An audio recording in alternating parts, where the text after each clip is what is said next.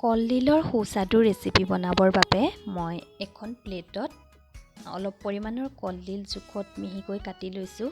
এখিলা তেজপাত লৈছোঁ, 5টা সৰু সাইজৰ আলু লৈছোঁ, 1 চামুচ মই গৰম মছলা আৰু মিট মছলা মিক্স কৰি লৈছোঁ আৰু হাতৰ মুঠিৰে দুমুঠি মই মচুৰ দালি লৈছোঁ। অলপ সময় তিয়াই থৈ কোমলাই ভালদৰে ধুই টুকি লৈছোঁ।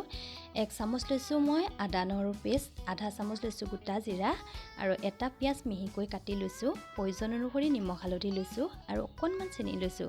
এতিয়া কেৰাহীখন গৰম হ'বলৈ দি তাতে মিঠাতেল অলপ দি দিছোঁ।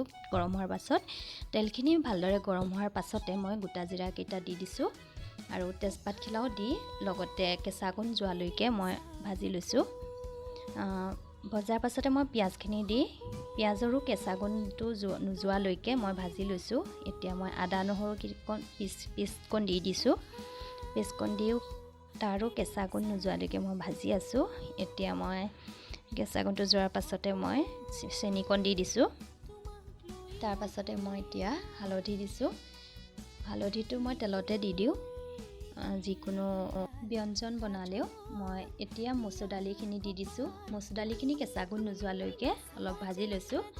ভাজাৰ পাছতে মই এতিয়া কলডিলখিনি দি দিছোঁ।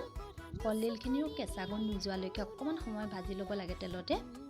মই লগতে ভাজি দিছোঁ আৰু এইখিনিৰো কেঁচা গুণ যোৱাৰ পাছতে মই নিমখ অকণমান দি লগতে আলুখিনিও দি অকণমান সময় ভাজিছোঁ।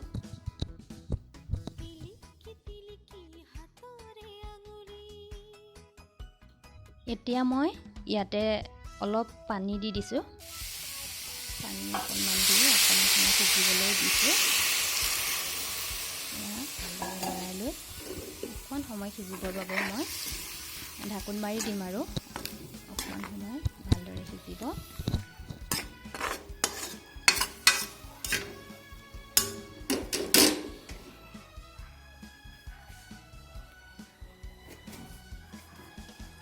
এতিয়া ইয়াত ঢাকোন দি দিছোঁ।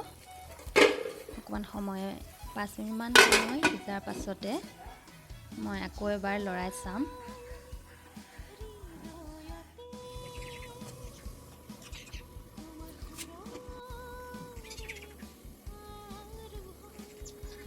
এতিয়া মই উদঙাই চাইছোঁ।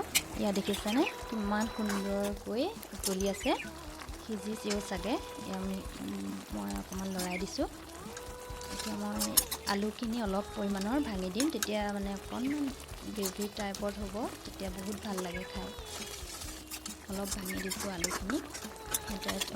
অলপ মানে মই হেঁচি আলুখিনি ভাঙি ভালদৰে মিক্স কৰি দিছোঁ।